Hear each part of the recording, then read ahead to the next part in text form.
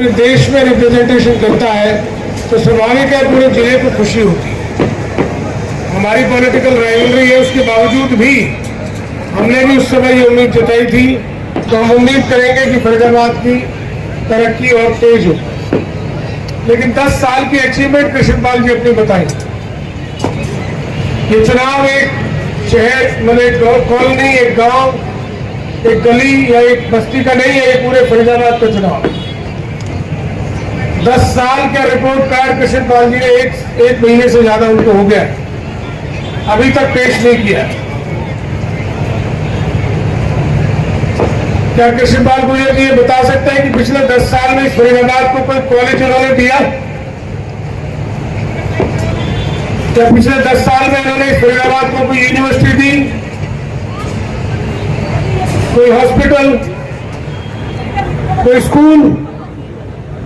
100 से ज्यादा सरकारी स्कूल बंद किए उन्होंने फरीदाबाद।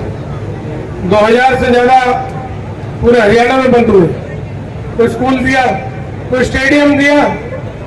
8 साल से नारसिंह स्टेडियम फरीदाबाद में एक ही स्टेडियम है, इंटरनेशनल स्टेडियम क्रिकेट का, 8 साल से बन रहा है। मालूम नहीं कौन सी कंपनी को ठेका दिया है, अभी तक पूरा नहीं है। 10 साल से मझावली का पुल बन रहा है, उसका उद्घाटन भी कृष्णपाल गुर्जर जी ने 2014-15 अगस्त को किया था, वो भी अभी तक शुरू नहीं हुआ है।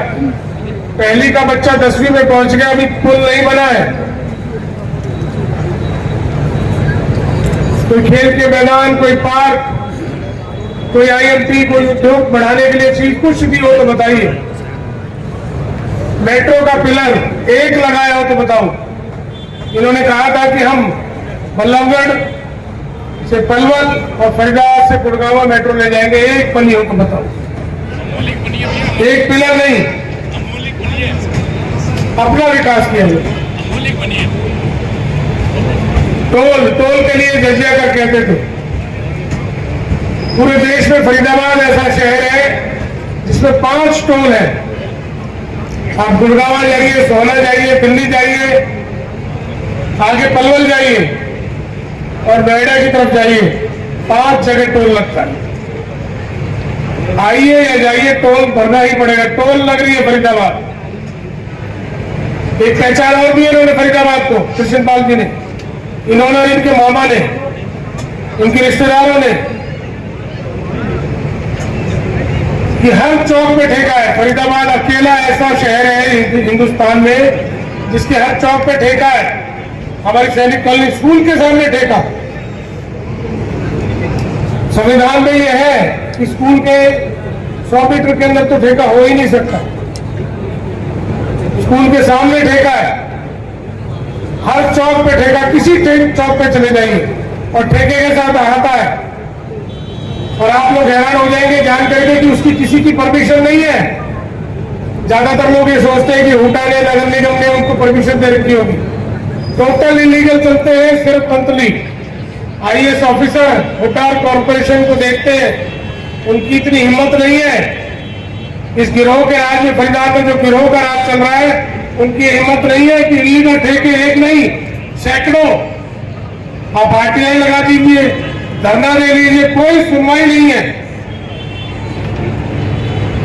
अकेला ऐसा शहर है फरीदाबाद। रिश्तेदार बाहर से आएगा तो एड्रेस बताने के लिए काम आते हैं ठेके आजकल, कि चौक से राइट हो जाना, ठेके से राइट, अगले ठेके से लेफ्ट, उससे अगला चौका ठेका आएगा, राइट हो जाना। ये हालत होगी एक शहर की। टोल नगरी, ठेकों की नगरी। फरीदाबाद अकेला ऐसा जिला है पूरे हिंदुस्तान में जिसमें 250 करोड़ की फाइलें। पार्षद जी हमारे खड़े हैं, भाई साहब, ये और दीपक दायमा जी हमारे पार्षद, दीपक चौधरी बल्लभगढ़, उन्होंने ये फाइलें निकाली थी। 250 करोड़ की फाइल, काम नहीं। एक ट्यूबवेल 90 लाख का, एक फाइल है ये। दूसरी फाइल की जांच ना खुल जाए। आपको सबको याद होगा फरीदाबाद नगर निगम के दफ्तर में आग लगी थी, सारा रिकॉर्ड जला दिया। अभी घोटाला कितने का? ज्यादातर लोग सोचते हैं 250 करोड़ का। फरीदाबाद कॉर्पोरेशन का सालाना बजट है 2 करोड़, 10 साल में बजट हुआ 20,000 करोड़। कहां से आया पैसा? आप ही का पैसा है। फरीदाबाद कॉर्पोरेशन में बाहर से पैसा नहीं आता है, यहीं से इन हाउस फरीदाबाद के लोगों से ही डायरेक्ट इनडायरेक्ट टैक्स लेके ये पैसा आता है फरीदाबाद कॉर्पोरेशन को। हरियाणा गवर्नमेंट कोई पैसा नहीं देती। 2000 करोड़ प्रति वर्ष 20,000 करोड़ 6,000 करोड़ तनख्वाह में चले गए, 14,000 करोड़ बचे, 1150 करोड़ इनके पास आए। नगर निगम में 24 गांव नहर पार जबरन लिए इन्होंने, जबरन। और मैं वायदा करता हूं उन गांवों को कि इस नगर निगम में वो गांव नहीं रहने देंगे हम, और जो 1150 करोड़ खाए वो भी वापस देंगे, ताकि आने वाले समय में सरकारों के लिए नजीर बन सके कि भाई ये देहात, ये गांव लूटने के लिए नहीं है। बड़ौली गांव के लोग भी बैठे होंगे यहाँ। वहां स्टेडियम था 5 एकड़ में, जब वो पंचायत थी, आज उस 5 एकड़ में प्लॉट काट दिए। कब्जा इन्होंने नहीं दिया, मैंने बोल दिया कब्जा देना मत, सरकार आते इसको निरस्त कराएंगे हम। 4 महीने बाद आ भी रही है हमारी सरकार, हुड्डा साहब सीएम बनेंगे। तो देखिए आप कितना भ्रष्टाचार, 1150 करोड़ 15,000 करोड़, तो 6,000 करोड़ हमने तनख्वाह का काट दिया। इस शहर में 15,000 करोड़ आपको दिखता नहीं लगा? आप ही का पैसा, आप पर एहसान। पिछले चुनाव में ये आनंद फानंद में 15 करोड़ की फाइल आई थी सीएम ग्रांट की, अभी तक 15 करोड़ की फाइल। ये सड़कें पूरी नहीं हुई है, 5 साल हो गए, और उसकी क्वालिटी भी देख रहे हैं आप क्या हाल है। अगर इसमें से भी 5 करोड़ ठेकेदार से ना खाया हो सरकार ने, तो इसकी कम से कम 5 करोड़। मैं ऐसा इसलिए कह सकता हूं, आप सभी ने बड़कल फ्लाईओवर से लेकर बाईपास तक की रोड देखी है जो नहीं बनी है स्मार्ट सिटी में, 2 किलोमीटर का रोड है। 42 करोड़ का टेंडर है उसका, 42 करोड़, और जल भरा होता है वहां। मतलब सड़क तेजी तो एहसान है थी।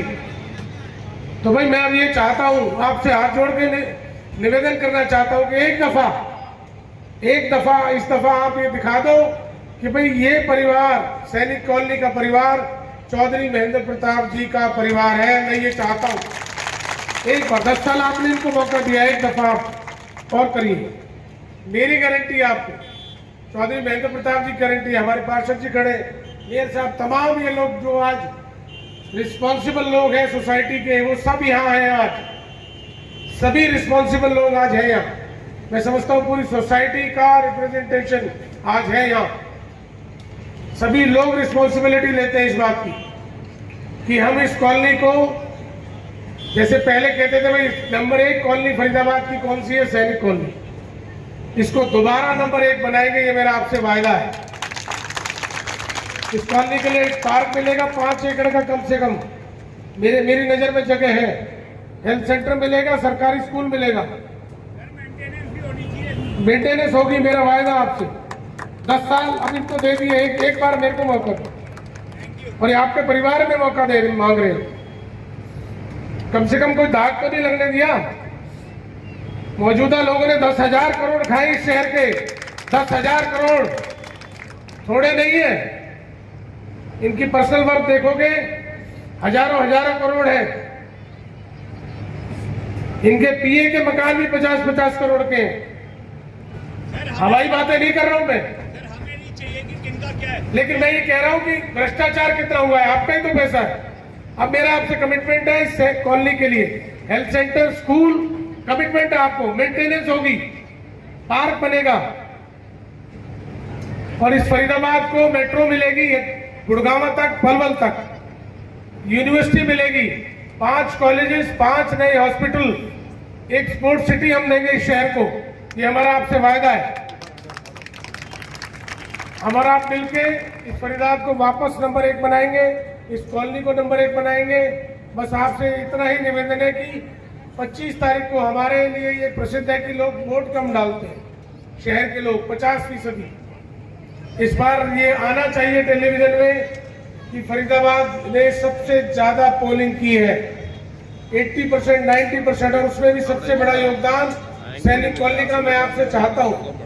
बाबूजी का ये आखिरी चुनाव है, देखिए इसके बाद उन्होंने चुनाव नहीं लड़ना, और आप सभी जानते हैं कि वो चुनाव इस दफा भी नहीं लड़ रहे थे। लेकिन लोगों की भावना थी कि जो गैंग चला रहा है इस फरीदाबाद को, उससे मुक्ति देने के लिए क्रेडिबल फेस चाहिए।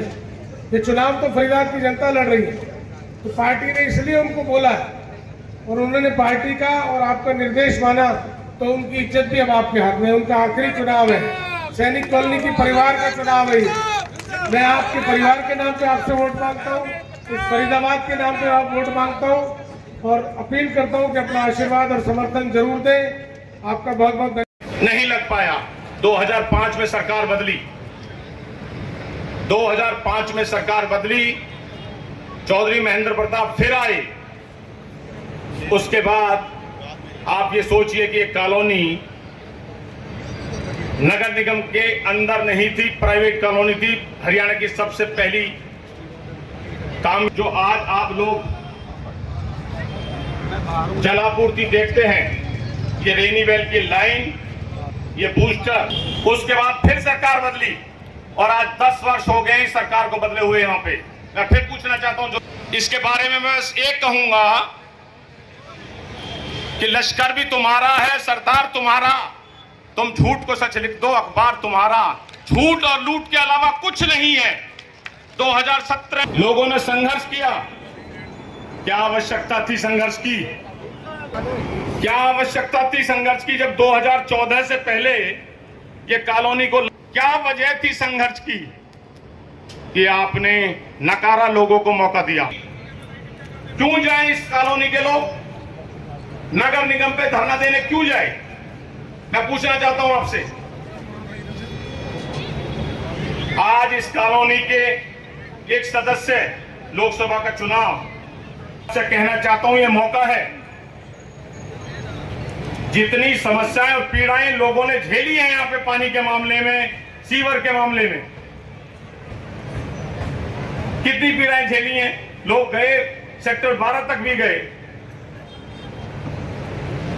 लेकिन कोई समस्याओं का निदान नहीं हो पाया। क्यों? क्योंकि नीयत नहीं है, नीयत बहुत खोटी है।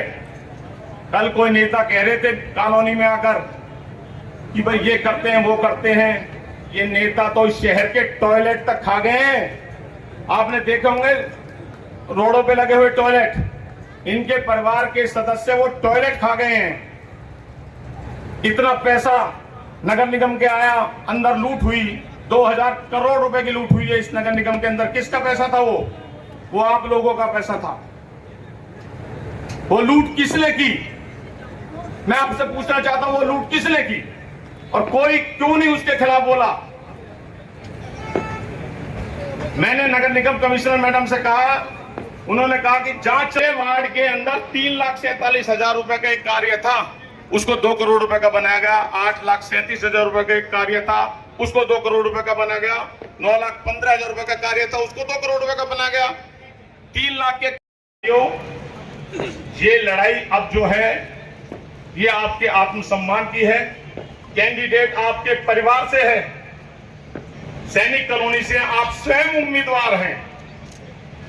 आप इस वक्त अपने आप को उम्मीदवार समझिए और मैं कहता हूं इस बात की गारंटी मैं विश्वास दिलाना चाहूंगा, किसी को कहीं जाने की जरूरत नहीं है। सरकार, इसके दिन खत्म हो गए हैं। 5 महीने का समय विधानसभा चुनाव का है, लोकसभा की रणभेरी। आपके उम्मीदवार आप निकल